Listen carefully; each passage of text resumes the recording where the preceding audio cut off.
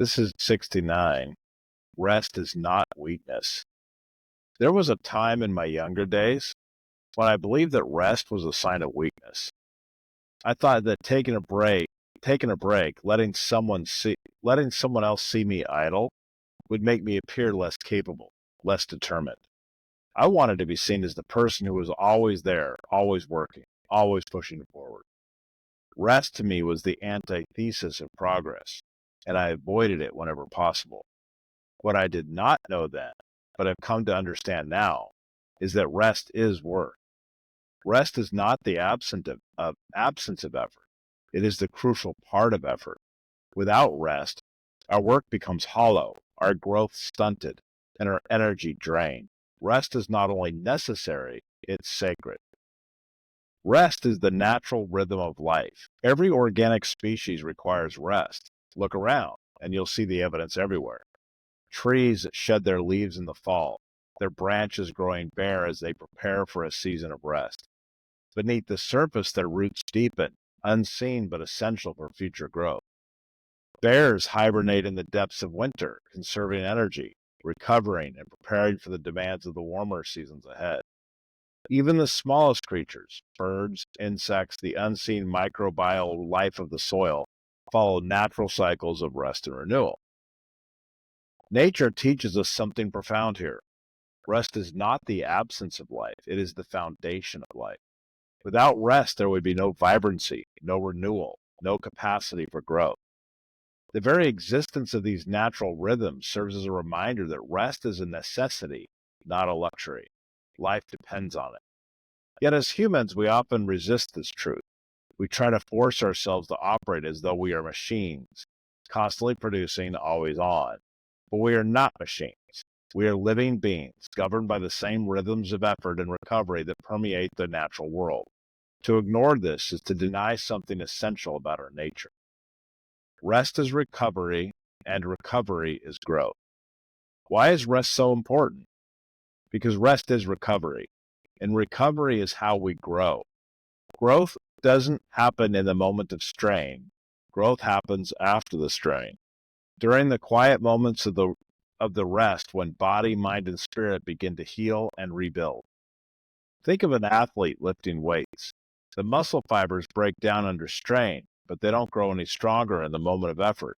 They grow stronger afterward, during recovery, as the body repairs and adapts. If the athlete skips recovery, if they train relentlessly without rest, their muscles will not grow stronger. They will weaken, and eventually they'll break down entirely.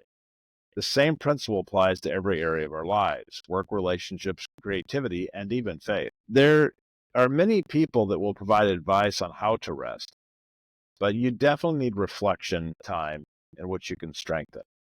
You can take time to rest after work is essential for many reasons. First, rest allows for recovery. After a period of work, rest gives your body and mind the space to recover and rebuild. It restores energy, repairs damage, and prepares you for what comes next. Just as sleep restores us after a long day, intentional rest replenishes what work has spent. Rest creates space to process. The second concept. Work isn't just about physical effort, it's about learning, adapting, and improving. Rest provides the mental and emotional breathing room needed to process what you've learned. Without this pause, you may miss the insights that could make you stronger or more effective. The third idea is that rest strengthens performance. When you return to work after a period of rest, you come back sharper, clearer, and more capable. Rest doesn't slow your progress, it amplifies it. It makes you even better. In the quiet space of rest, you gain the perspective you need to evaluate your performance, refine your strategy, and approach your work with renewed focus. So why do we resist rest? Why then, every time I see people, it seems like we want to hide the fact that we're resting. Why do we see it as weakness? Perhaps it's because we live in a culture that equates busyness with value. We feel as though our worth is tied to how much we produce, how visible our effort is, and how tirelessly we work. Rest feels counterintuitive in a world that rewards the hustle. But this is a dangerous lie. Constant busyness does not lead to greatness. It leads to burnout. True strength is not found in relentless activity, but in the wisdom to balance work with rest, to push forward and to pull back, to give your best effort and to know when to pause. Rest is always part of the effort. What I've come to learn is this: rest is not weakness, it is strength. It takes discipline to rest well, to honor the quiet work of recovery, and to trust that stepping back is part of moving forward. When we rest, we are not stopping our work, we are strengthening it. We are preparing ourselves to grow, to endure, and to create with greater clarity and purpose. Without rest, we may look active on the outside, but inside we are slowly unraveling. Rest is part of the effort.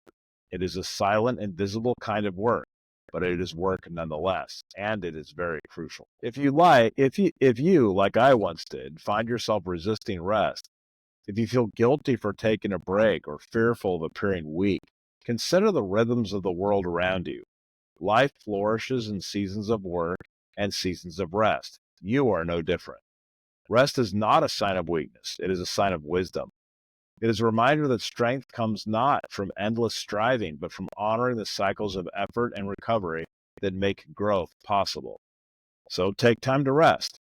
Trust that in doing so, you are not falling behind, you are preparing to grow stronger than ever before.